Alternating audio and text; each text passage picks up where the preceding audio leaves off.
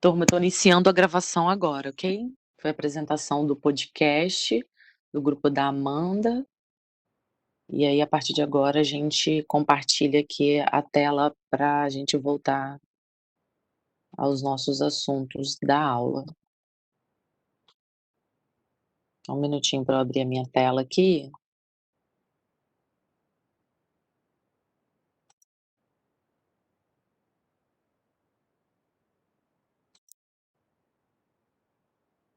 No terceiro trimestre, eu vou dar um desafio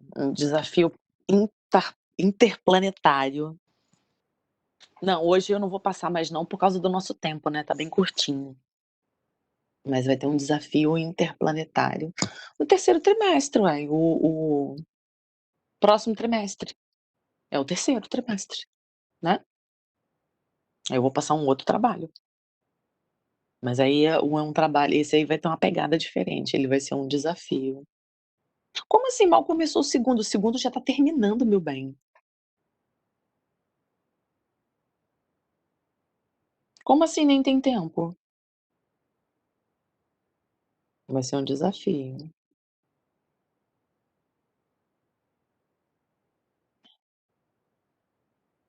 É, assim, é um desafio intelectual, né. Vai ser um hackathon, já ouviram falar?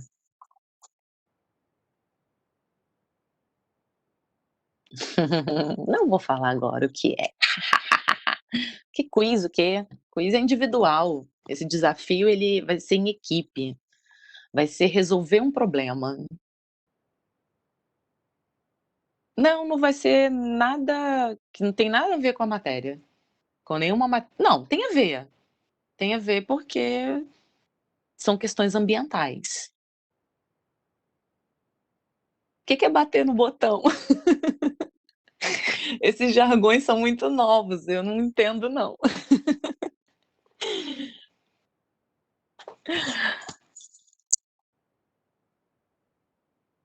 Caraca, bater no botão, não sei o que é isso não, gente. Esse botão é botão de roupa? Ou aquele botão de outra coisa? Professora, não, professora, bater no botão para responder Ah, tá. as Ai, gente, perguntas em grupo. que viagem. Não, pô. Não. Vai ser desafio, desafiaço. Vai ser um desafio da NASA, é algo que eu posso adiantar. Porque aí a intenção não, vocês são no terceiro ano. Questões ambientais, isso. Um rap de biologia? Faz, Renan. Faz você e canta na próxima aula pra gente.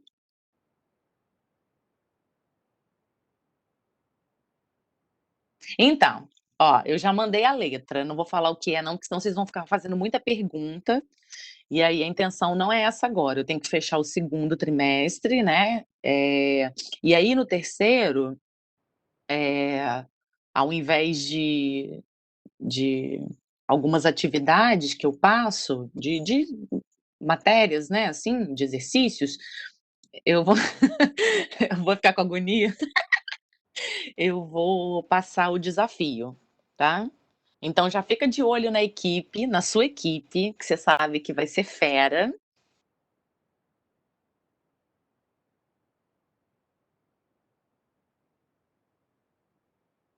Por que, chuchuzinho? Duplicou de tamanho? Não, a gente tá seguindo o calendário, ô Samuel.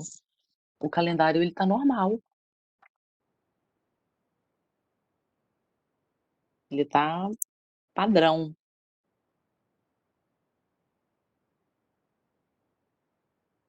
Mas aí deixa a gente apresentar esses trabalhos, né? Depois eu vou compilar todas as informações necessárias para o hackathon. De qualquer forma, pode ir pesquisando o que é um hackathon, tá? Eu participei ano passado de um hackathon da NASA. A NASA ela dá um conjunto de problemas para que você em equipe solucione esses problemas. Deem uma solução. Lembre-se que o mercado de trabalho ele tá cheio de problema, e ele quer que pessoas solucionem problemas. Ele não quer que você seja um causador de problema, ele quer que você seja um solucionador de problemas. Então, sabe aquela pessoa que só reclama? "Ai, por disso. Ai, que tá muito aquilo. Ai", sabe, só reclama e não apresenta solução? Esse tipo de pessoa para o mercado de trabalho, eh, ele tá praticamente fora, né, se ele entrar, ele não vai permanecer muito tempo. E aí, o que que as empresas têm feito? As universidades, algumas das universidades que não são voltadas para pesquisa, que a pegada de pesquisa é outra coisa, que a pesquisa ela é interna, ela não interage muito, ela é ali o desenvolvimento científico da universidade.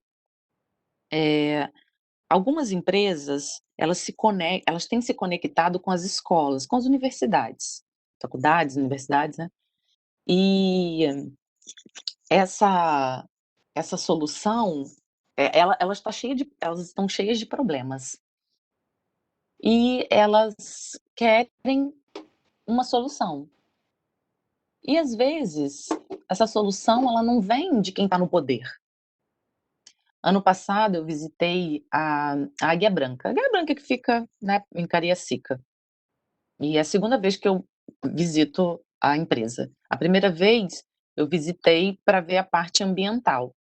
Lá eles têm, aproveitamento da água de chuva, a questão dos óleos, né, que eles usam, reciclam, tratam esse óleo para não poluir. Tem vários setores ambientais que eles, inclusive, tratam a própria água deles e reutilizam para lavar pisos e tudo mais, né. É a água do ar-condicionado do ônibus, que ela é convertida, vai para o tanque e para limpar o para-brisa. Com isso, eles diminuíram, antes eles tinham que trocar por mês 10 para-brisas de cada ônibus. E um vidro para-brisa, vocês sabem que não é barato, né, aquele vidro da frente do ônibus. E na maioria das vezes é porque faltava água. E aí a paleta o limpador de para-brisa na hora de passar, ele danificava o vidro, então, como consequência, eles tinham que trocar esses vidros aí várias vezes ao mês. E é um prejuízo para a empresa, né. Isso porque faltava água no limpador. E aí, enquanto isso, a água do ar-condicionado, o que que ela estava fazendo? Ela estava caindo, sendo jogada fora.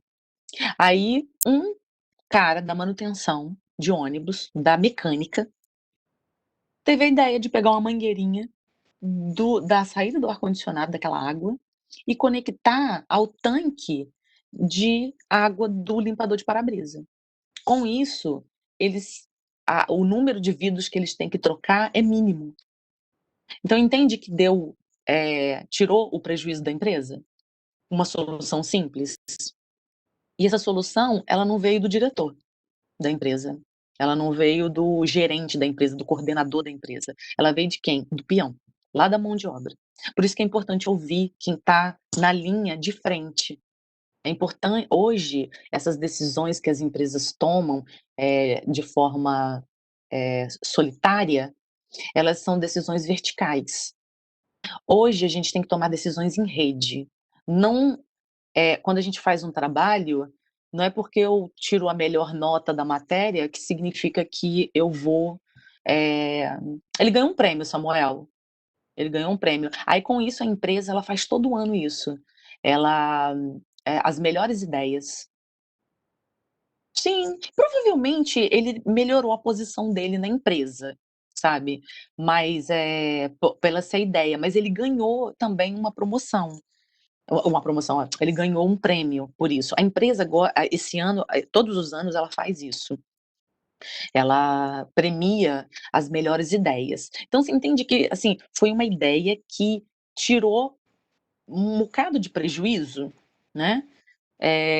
O prêmio de vocês vai ser passar de ano, Renan. Cara de pau. Uai, a gente pode pensar, quem sabe de vocês vem uma solução muito bacana. Sacou? Aí, o que que acontece? Os hackathons, eles são mais ou menos isso, o que acontece? As empresas, elas dão um problema para você Então algumas faculdades aqui da Grande Vitória, não vou falar nome, né, porque não é intenção fazer propaganda, elas têm essa pegada. Então elas criam um hackathon e dão solução. Então, por exemplo, a Vale, a Arcelor, né, elas dão esse problema e os acadêmicos solucionam, né. Aí teve um que foi na UCL, aí eu participei. Eu não estudo na UCL, aí eu participei. E aí a minha equipe ficou em segundo lugar no Brasil, eh, na pra solução, eh, de um problema de educação, relacionada ao aumento do nível dos oceanos. Assim, a gente não ganhou, efetivamente um prêmio físico, mas só de ter compartilhado, a experiência já valeu muito. E foi interessante porque eu era a mais velha do grupo, eu, trabalhei com, alunos que tinham 20 anos, 30, 25, para você ver que é possível esse diálogo, é possível a gente trocar experiências nesse sentido, independente da idade, sabe. Não é porque eu sou a mai era a mais velha do grupo que eu sabia mais que eles. Não, eles sabiam pra caramba, mas eu percebi que eles estavam um pouquinho perdidos, eu fui lá, concatenei algumas ideias, e a gente criou um negócio, e no final foi uma coisa muito bacana, uma ideia muito legal, tá.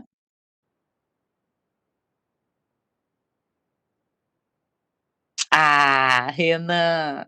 Ah. Ó, Samuel querendo embaçar aqui o elogio da idade, ó.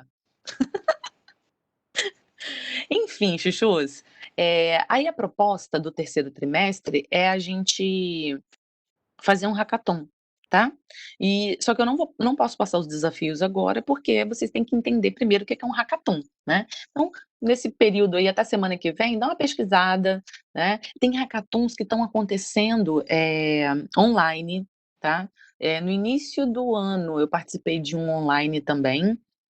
Enfim, tem um monte, né, mas aí eu não posso me estender agora não, porque eu tenho que dar continuidade aqui, que falta bem pouquinho tempo, né, pra nossa aula. E aí na próxima aula a gente conversa mais, vamos compartilhando, assim, vamos dividindo, cada dia a gente conversa um pouquinho sobre isso, tá. Amores, o calendário, só para responder o que vocês perguntarem anteriormente, o calendário ele tá seguindo normal, tá, segunda a sanda ele tá seguindo normal. Então a gente tá fechando os trimestres, o primeiro trimestre foi fechado, o segundo tá sendo fechado também, tá. E o terceiro eu vou passar atividades para isso, tá bom? Amores, eu parei nesse slide aqui ontem, falando sobre a diferença, pra gente traçar um paralelo entre, um comparativo entre, briófita e pteridófita.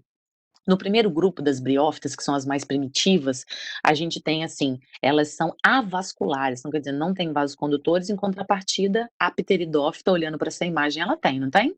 Aí, ó, primeiro ponto aí. Embaixo, elas são bem de pequeno porte. Já as pteridófitas, elas são de médio porte. Tem a samambaia, que é de um médio, até uma cipreste, né, que é de maior porte um pouquinho. Não possuem sementes e nem flores, né, não possui semente nem flores, nem elas vão possuir rizóide ao invés de raiz, né, caulóide ao invés de caule e filóide ao invés de folha. Já as pteridófitas vão possuir tanto semente, desculpa, semente não, vão possuir raiz, caule, folhas e também não vão possuir nem sementes nem flores, ok? Aqui as pteridófitas vivem em ambiente mais úmido, né, dependente da água, lembrando que também são encontradas na Antártida e também no deserto, é possível, já caiu provas falando disso. E as pteridófitas também são dependentes da água, ambas são dependentes da água para a reprodução, tudo bem? Então tá aí, agora a gente vai estudar as gimnospermas. Ô Samuel, esse calendário aí só estender um pouquinho, tá? E aí, vocês sabem qual é a maior árvore do mundo? A maior árvore do mundo é essa daqui, né, que são as sequoias gigantes. Então, é em torno de 80 metros de altura, né, uma planta dessa. O nome diz muito. É, são as sequoias. São lindas, né, lá na Califórnia, nos Estados Unidos, que tem um parque que é só delas. Então são bem grandes mesmo.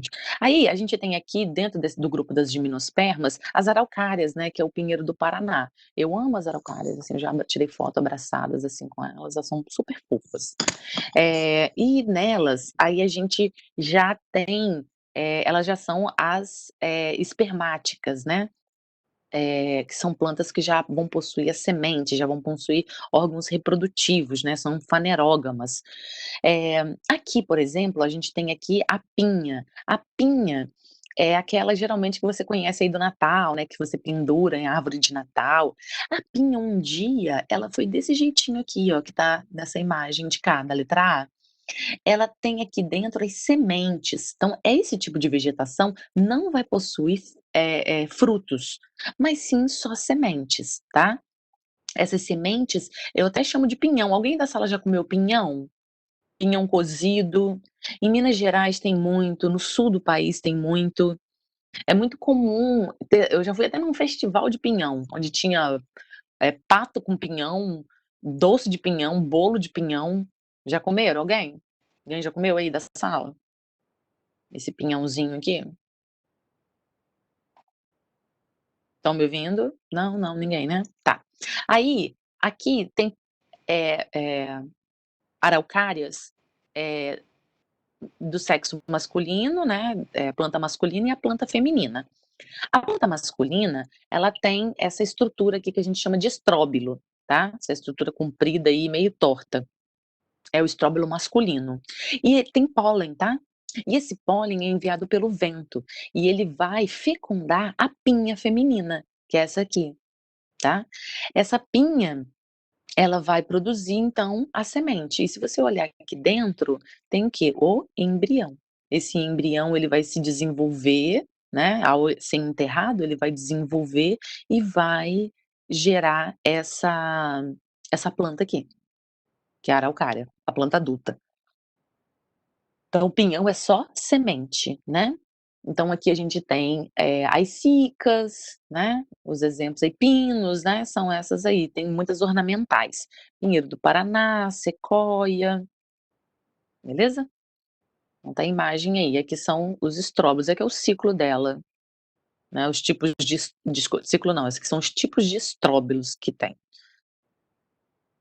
Eh, sim, ela não, pode cair às vezes a verde, mas naturalmente, é só a madura que cai, ela abre.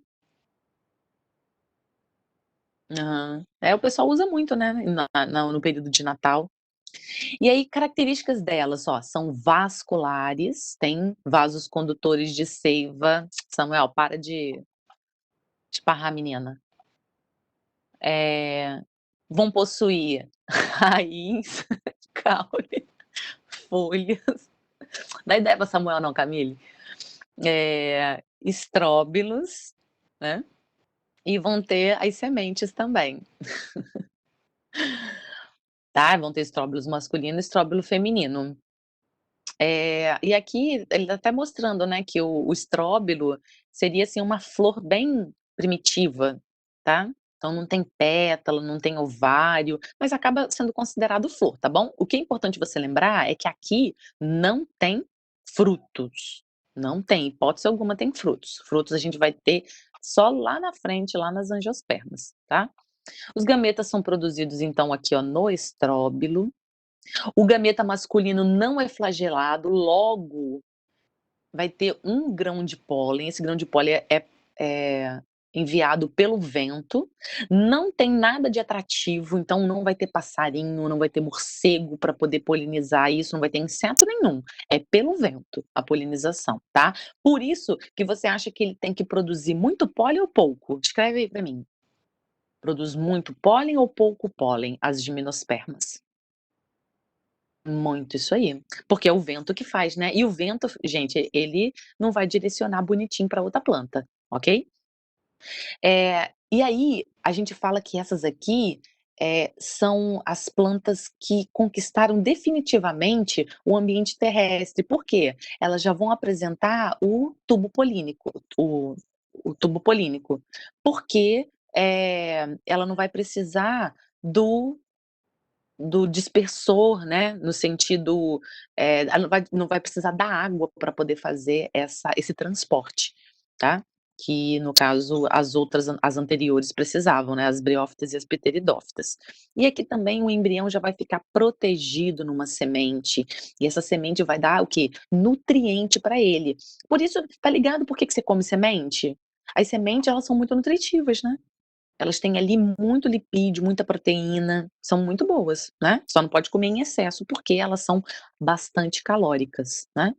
Aqui tá um ciclo, né, de vida de um pinheiro, então a gente tem estróbilo feminino, estróbilo masculino, que ao ocorrer a fecundação, né, o masculino tem pólen, ao ocorrer a fecundação, ocorre uma germinação, ao ser essa semente cair no meio, e vai gerar uma planta adulta. Lembrando que o ciclo reprodutivo ele é mais detalhado, aqui é só para você entender mais ou menos como é que funciona, que lá na frente depois eu vou falar, porque envolve mitose, envolve meiose, e aí a gente mais adiante a gente vai falar. Então aqui é só para você entender como funciona, né.